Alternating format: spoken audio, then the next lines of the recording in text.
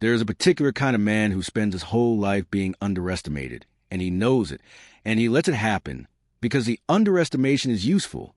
My father was that kind of man. I watched him do it for 64 years. Watched him sit at a table full of louder people and say almost nothing, and then watched every single one of those louder people eventually discover, at significant personal cost, that quiet is not the same thing as empty. That patience is not the same thing as absence. That a man who does not raise his voice is not a man who does not see. I thought about that on a Tuesday in March, sitting in Dr. Patricia Huang's office on the third floor of the Cullinan Medical Building on Assembly Street, watching her explain to my father what early-stage dementia looked like, what the progression typically involved, what we should start thinking about and planning for while the planning was still his to do. My father sat in the chair across from her with his hands folded in his lap. He listened the way he listened to everything that deserved his full attention. Completely still, no fidgeting, no interrupting, no performance of concern.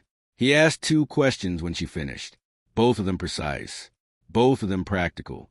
Then he nodded once, slowly, the way he nodded when a calculation came back and confirmed what he had already suspected. That was Thomas Marsh. That had always been Thomas Marsh. My name is Gerald Marsh. I am 64 years old. I spent 31 years as a civil engineer for the state of South Carolina, most of it in Columbia, most of it doing work that no one ever photographed but that people drive over and walk through and send their children to school inside of every single day without thinking about it once. Bridges, mostly. Some municipal infrastructure. 2 water treatment facilities. I am particularly proud of, though I have never said that out loud to anyone. I retired at 60, which felt early until it didn't. I drive a 2016 Ford F-150, dark gray, 112,000 miles, maintained on a schedule that my father calls excessive and that I call correct. I live on a quiet street in Columbia called Sycamore Ridge Drive, in a house I've owned for 22 years, and until about 3 years ago, I believed I had built a life that made sense. Welcome to Dad's Raw Revenge. Get settled, because this one is going to take you somewhere. Drop a comment, and let me know where you're watching from. Hit the like button, and make sure you're subscribed. Trust me, you are going to want to be here for this. Let me back up. My father's name is Thomas Allen Marsh. He is 87 years old. He spent 38 years as a tool and die machinist at a manufacturing plant outside of Columbia that made precision components for industrial equipment. The kind of work where 1,000th of an inch is the difference between a thing that functions perfectly and a thing that fails catastrophically. And he never failed. Not once, in 38 years. His supervisor told me that at his retirement party in 1996, standing in a break room with a sheet cake and a hand-painted banner, voice cracking slightly, like a man who understood what he was losing and wanted to say it properly, he and my mother, Ruth, bought the house on Millbrook Road in 1974 for $47,300 cash and a handshake. My mother passed in June of 2018. Lung cancer, caught late, mercifully quick by the brutal math of that particular disease. My father stayed in the house. He maintained it the same way he maintained everything, with patience and a fixed schedule. Gutters cleaned twice a year. Furnace serviced every October, 3rd week without fail. The azaleas along the front walkway trimmed on the first dry Saturday in April, regardless of what else was happening that weekend. In the garage, under a fitted canvas cover, sat a 1989 Ford Mustang in bottle green that he had spent 4 years rebuilding from the body out. He started it every week whether he drove it anywhere or not, just to hear the engine turn over cleanly, just to confirm that it still did. That is Thomas Marsh. Discipline dressed up as habit. Habit dressed up as love. When I retired, I began stopping by Millbrook Road on Tuesday and Thursday mornings. We drank coffee at the same Formica kitchen table that had been there since I was in the 3rd grade, the one with the small burn mark near the left edge from a soldering iron that had gotten too close in 1979, which my father had never repaired, and which I think of as a kind of permanent record of a Saturday afternoon project that I have no other memory of except that burn. We talked about baseball and local news and whatever he was working on in the garage, and on the mornings we didn't have much to say. We sat in the specific, comfortable quiet of 2 people who have known each other long enough to understand that silence between them is not a problem to be solved. My wife, Diane, did not come to these Tuesday mornings. She had her own schedule, her own commitments, her own version of how retirement was supposed to look, and I had stopped extending the invitation sometime in the second year. The first time she declined, she said she wasn't really a morning person. The second time, she had yoga. The third time, she framed it as not wanting to intrude on our time together, which was thoughtful of her to phrase it that way. But I had been an engineer long enough to understand the difference between a structure that is load-bearing and one that simply looks like it is. My father never said a word about her absence. He was not a man who spoke unkindly about people who weren't in the room. But on the drive home down Millbrook Road after those Tuesday mornings, with the coffee still warm in my chest and the radio playing low, I would sit with the shape of what was not there, the shape of 4 years of Tuesday mornings that had been consistently available, and had never once been taken. That was its own kind of information. I am an engineer. I know how to read structural data. The appointment with Dr. Huang was on March 11th.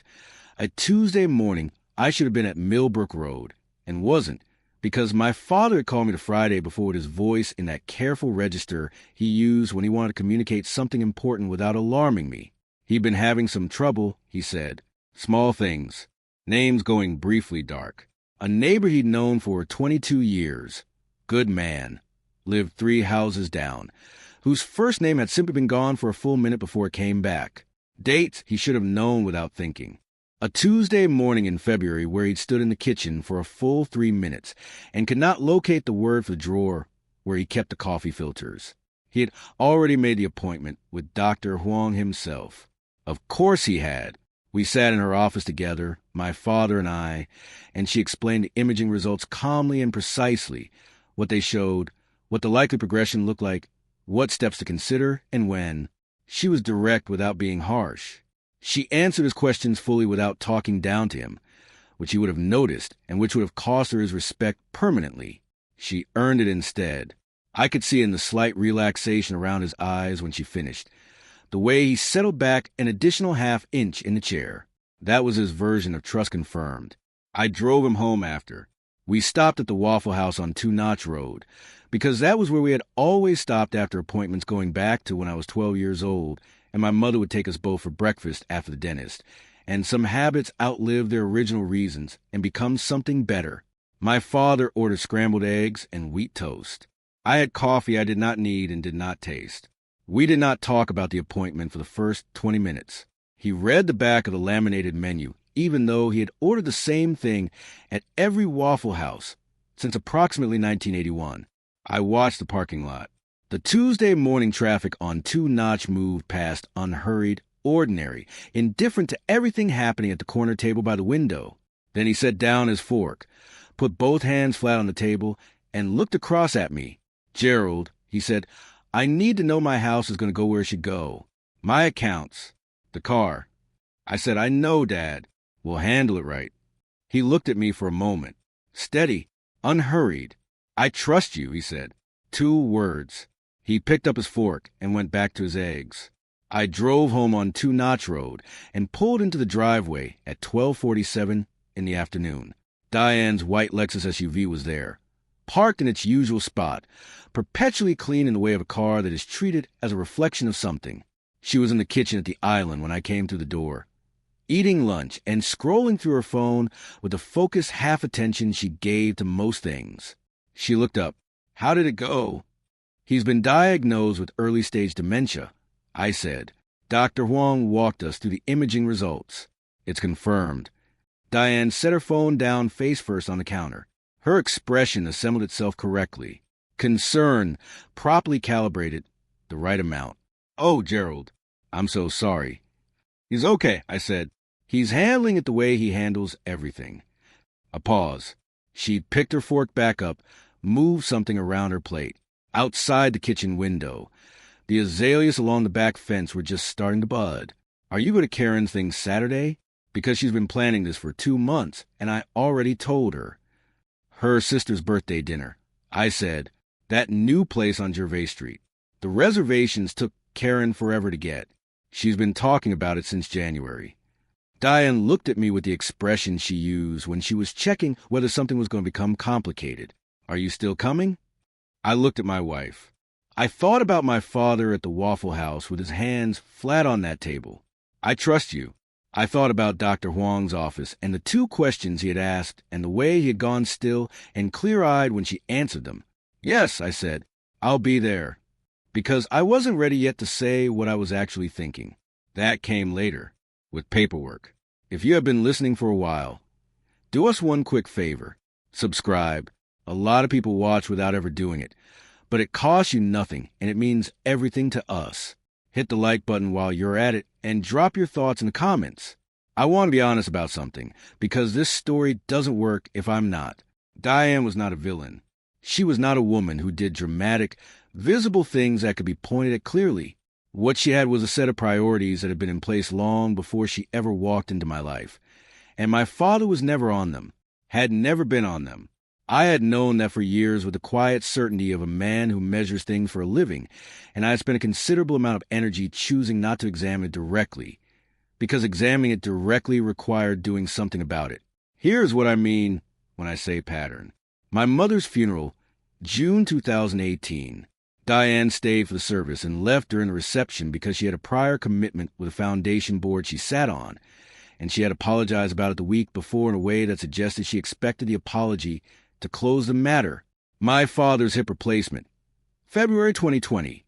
I drove him to and from Prisma Health on both days without mentioning it to her, because I had already done an internal calculation and knew what the answer would be and did not want to hear out loud. The Thanksgiving night in 2021 when my father had a fall in the garage, and I spent 4 hours in the emergency room at Palmetto Health before he was clear to go home. She had texted me twice, both times before 9 p.m., and had been asleep by the time Clinton Webb drove us back to Millbrook Road. None of these alone were damning.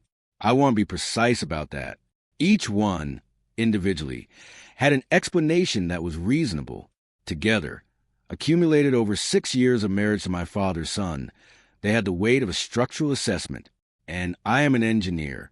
I know what it means when a structure has been showing the same stress pattern long enough and from enough directions. The crack was not the diagnosis. The crack was a fork going back to a plate 20 minutes after I said my father had early-stage dementia and a question about a birthday dinner on Gervais Street. I felt it happen. I just didn't let anyone see me feel it. My brother Raymond lives in Greenville, 90 minutes northwest of Columbia. He is 2 years younger than me, retired from the Air Force after 26 years in 2019, and now spends 3 days a week at a veterans mentorship program in Greenville that he will tell you is nothing, and that is clearly everything. He drives a 10-year-old Chevy Equinox he calls a General, and he has never in his life overstated a situation or made something bigger than it needed to be, which makes him the person I call when I need to think in a straight line. I called him on the drive home from Millbrook Road on March 11th. Before I reached the house, before I had to arrange my face into something Diane would not ask questions about. How'd the appointment go? Confirmed, I said. Early stage. Dr. Huang is solid. He's stable for now, but it'll progress. Raymond was quiet for a moment in the way he was quiet when he was absorbing something completely before responding. What do you need from me? I need to think carefully about his estate. The house is paid off. He's got 3 investment accounts, the savings, the Mustang. I want to make sure what he's built goes where he intends it to go, while he still has the capacity to say so clearly and legally. Have you talked to an attorney yet? I'm going to this week. A pause. Gerald. Raymond. Is Diane part of this?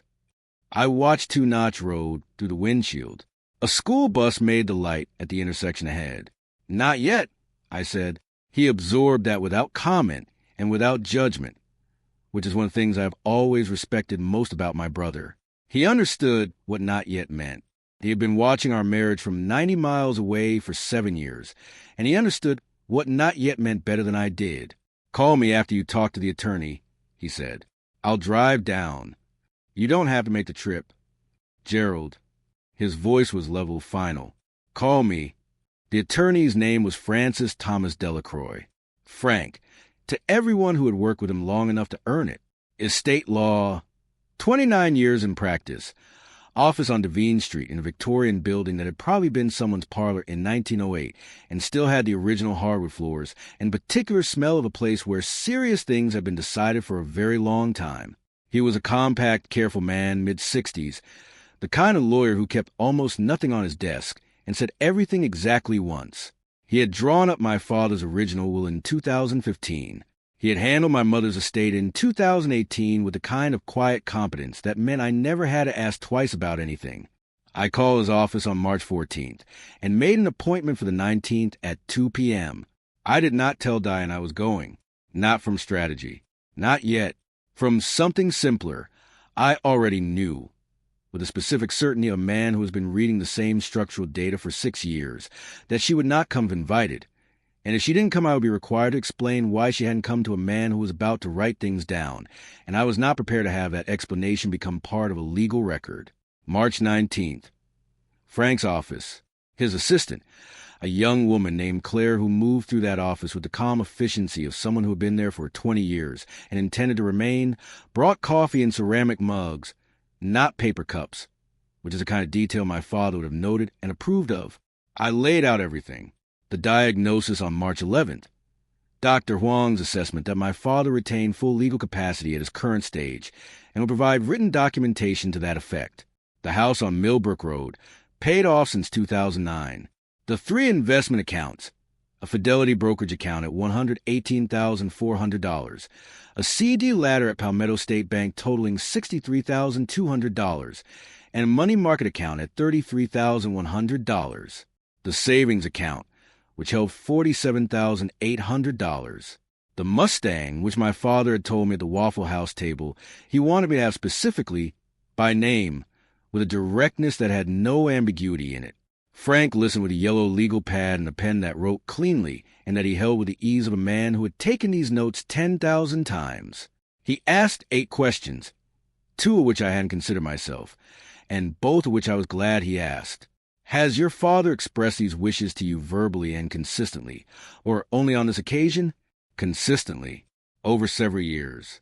The conversation on March 11th was the most explicit, but it was not the first. And is there any other party who might have a documented expectation of inheritance, formal or informal, that we need to account for? I held that question for a moment. Frank looked at me without expression, which was his way of giving me the space to answer it fully. My wife, I said, no formal documentation, but she's been in this marriage for 7 years, and she would have an expectation. Frank nodded once, wrote something brief. Then here's what I recommend, he said. A revocable living trust established now, with your father as grantor and yourself named as successor trustee. The house is titled to the trust. The investment accounts are retitled to the trust. Personal property, the vehicle, the contents of the house, addressed through a pour-over will that feeds into the trust at the time of death. He looked up. This does 3 things. It avoids probate entirely, which means faster distribution and no public record. It ensures that the succession follows your father's stated wishes precisely, as he documents them now while his capacity is unambiguous. And it means that the assets, when they transfer according to the trust instrument, not according to any other relationship's assumptions or claims. I said, how long to establish it? If your father is ready to act, 2 weeks to draft and execute properly, 3 at the outside. I thought about 2 words at a Formica table in a Waffle House on 2 Notch Road. The steadiness of his voice when he said them. He'll be ready, I said. Raymond drove down from Greenville on the 24th. We had dinner at my father's kitchen table. Baked chicken that Raymond brought in a covered dish. The specific recipe my mother had made every Sunday for 40 years that Raymond had learned from her in her last year, and that my father could not eat without going quiet for a moment somewhere in the middle of it, a silence that we had both learned to let sit undisturbed. After dinner, Raymond and I sat on the back porch in the cold March air, while my father watched the evening news in the living room, volume up slightly higher than it used to be. Raymond had a cup of coffee. I had one, too, mostly for the warmth of the mug. He's ready, Raymond said. I know. You doing okay? I looked at the backyard. The azaleas along the back fence were still bare, a month away from anything. Yeah, I said, I'm doing okay. Raymond nodded. He didn't ask about Diane. I didn't volunteer anything. We sat there in the cold for another 10 minutes, listening to the muffled sound of the news through the back door and the particular quiet of a neighborhood that has been the same neighborhood for 50 years. And it was enough. It was exactly enough. Thomas Marsh came to Frank Delacroix's office on March 26th at 10 a.m. He wore a button-down shirt, light blue, and his good brown shoes, the ones he'd worn to my mother's funeral and every occasion he judged worth dressing for. Raymond drove down again and sat in the waiting room without being asked, which was his way of being a witness without making it a ceremony. My father shook Frank's hand at the door with a firm, deliberate grip of a man who still meant it. He sat down across the desk, looked at the documents Frank had prepared, and proceeded to review them with the same focused attention he had given 40 years of engineering tolerances. He asked 4 questions. Frank answered each one fully. My father read 2 sections a second time, which Frank allowed without rushing, without filling the silence, which told me he understood exactly who he was dealing with. When it was done, my father signed his name in the same clear, deliberate hand he had used for 8 decades. Thomas A. Marsh. Unhurried. Exact. The Thomas Allen Marsh Revocable Living Trust was formally executed on April 2nd, 2023. The house on Millbrook Road. The Fidelity brokerage account, the CD ladder, the money market account, the savings, the 1989 Mustang in bottle green, the contents of the house, the tools in the garage, the photographs on the walls, the Formica kitchen table with the soldering iron burn from 1979 that nobody had ever repaired. My name was the only name in the succession, not as a favor, not as a default, not as anything except the accurate legal reflection of 64 years of being the person who showed up every Tuesday, every Thursday, every waiting room, every Waffle House on Two Notch Road, every azalea trimmed on the first dry Saturday in April.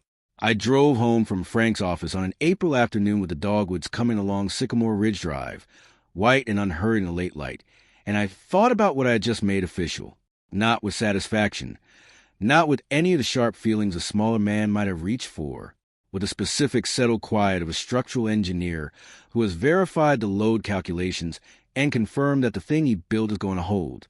I went inside. Diane was in the sunroom on the phone, animated, laughing at something. I went to the kitchen, made coffee, stood at the counter, and looked at the backyard through the window over the sink. I said nothing. Not that day, and not for the 3 years and 2 months that followed. 3 years looks like this, when you are a patient man who has made a permanent decision and is simply living alongside it. It looks like Tuesday and Thursday mornings at a Formica table. It looks like my father's good months and his harder months, the names that came and went, the gaps that slowly widened, the mornings where he was entirely himself and the mornings where something was missing that neither of us acknowledged directly. It looks like a home health aide named Donna Pierce, who came 3 mornings a week starting the fall of 2024, and whom my father called a warden within her first week on the job because she told him plainly that the doctor's instructions were not optional, and she intended to enforce them. He respected her immediately. He would have respected anyone who didn't pretend the situation was something other than what it was. It looks like Raymond driving down from Greenville on Thursdays more often than he needed to, with collages from a bakery he'd found off 385 that made the kind my father had loved since 1987, sitting at that kitchen table arguing about baseball for 2 hours while Donna folded laundry in the back bedroom, and I refilled coffee mugs and listened to 2 men I loved talk about something that didn't matter at all, and that mattered entirely. Diane came to Millbrook Road twice in 3 years. Once at Christmas 2023, where she stayed 90 minutes and spent a portion of that time on her phone in the hallway. Once in the spring of 2024 unannounced, with a potted plant she bought at a garden center on the way over, when she stayed 25 minutes and left while my father was mid-sentence about the carburetor on the Mustang. He watched her car pull out of the driveway from the front window. He didn't comment. He turned back to the carburetor story and picked up exactly where he had left off. I watched him do that. I watched him not say a single word. And I felt the door close again, that same quiet, final closing, and I let it. In January of this year, on a Thursday morning, I arrived at Millbrook Road at 8:30 to find my father at the kitchen table with his crossword and a cup of coffee, Donna not yet arrived, looking precisely like himself on a good day. We talked for an hour. He asked about Raymond. He asked whether I'd gotten the brake pads on the F-150 looked at the way he'd told me to in October. I had. He nodded with the satisfaction of a man whose reasonable instructions have been followed by a son who assents. Then he set the crossword down and looked across the table at me with those clear, still eyes that on good days were exactly as sharp as they had ever been. "Gerald," he said, "I want you to know that I remember everything about that meeting with Frank. I didn't say anything. I remember what I signed. I know what it means." A pause. "I'm glad we did it when we did it, while I could do it right." He looked at his coffee mug. "I don't want it to be complicated. I don't want anyone standing in a room arguing about something I already decided clearly." "No one will," I said. "It's handled." He looked up. "I know it is." He was quiet for a moment. "You're more like me than you know." Coming from Thomas Allen Marsh, who expressed approval about as frequently as the Mustang needed a new engine, that was the equivalent of every standing ovation I will never need. Diane found out on a Friday morning in March, not because I told her, not through a conversation, not through a confrontation, not through any of the scenes this kind of story is usually supposed to have. She found out through mail. Frank Delacroix's office sent the annual trust summary every spring, addressed to me at Sycamore Ridge Drive. I had always been home when it arrived. That Friday I was at Millbrook Road by 8 in the morning because my father had a medication follow-up with Dr. Huang at 9, and Diane was home, and she opened the envelope the way she opened anything addressed to the house without a specific name on it. She called me at 11:14. I was back at my father's kitchen table. Donna was in the next room. My father was resting. "Gerald." Her voice was controlled the way it got when she was working to keep it that way. "I'm looking at a document from Frank Delacroix's office." "Okay." "It's a trust summary. Established April 2023. A pause that had a specific texture to it. "Gerald, my name is not in this document." "No," I said. "It isn't." Silence. "What does that mean?" "It means my father established a trust 3 years ago that reflects his wishes accurately. His house, his accounts, the Mustang. Everything passes to me as successor trustee. That is what he wanted. That is what he signed." Without telling me. I thought about March 11th, 2023. The kitchen. Her fork back in her hand. 20 minutes. "Are you still coming to Karen's thing Saturday?" He told me. I said, "I was there." Another silence, longer, with something moving inside it. "Gerald, I'm your wife." I should have been part of that conversation. "Diane." I said her name the way my father said things when they were simply true and no longer required discussion. You knew he had dementia. You knew he needed to address his estate while he had the capacity to do it properly. You had 3 years and 2 visits to Millbrook Road. I let that settle. "I'm not certain what information you feel you were owed." Her breathing changed. Can it be changed? I thought about my father in his good brown shoes at Frank's desk, the deliberateness of his signature, 8 decades of Thomas Allen Marsh, written out in the same clear hand. "No," I said, "it cannot be changed." I stayed at Millbrook Road until mid-afternoon. My father woke from his rest at 1 o'clock with good color, ate the lunch Donna made him, and asked me if I'd seen the game the night before. I had. We argued about the bullpen decisions for 25 minutes with a specific, comfortable irrelevance of 2 people who are talking about baseball and saying everything else. I drove home on Two Notch Road in the late afternoon. The gray F-150 ran the way it always ran. Steady, no drama, exactly as maintained. The city moved past the windshield familiar and unhurried, and I thought about 40 years of watching my father be the quietest person in every room and the most permanent. I thought about the bottle green Mustang under its canvas cover, about the smell of the garage on a warm afternoon when you open the door and the engine smell, and the oil smell, and something older underneath it, something that had been accumulating since 1989, since 4 years of a man's patient hands rebuilding a thing until it was right. I thought about some inheritances being paper and some being something else entirely.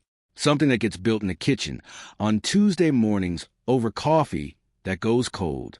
Something that gets handed down not in a document, but in the way a man holds himself when things go wrong. in the way he asks two precise questions, and then goes still and clear, and does what needs doing. My father gave me that before he gave me anything else. Everything else was just paperwork. Some inheritances are paper. Some are the same Formica table and the same Tuesday morning. And a man who's been showing up since before you knew what showing up meant. Thomas Marsh gave me both. I intend to be worthy of the second one long after the first has been settled and filed and distributed and done. If you enjoyed this story, join our community by hitting that like button and subscribing for more real, raw, and family-centered stories. And as always, thank you for being a part of Dad's Raw Revenge. I will see you on the next one.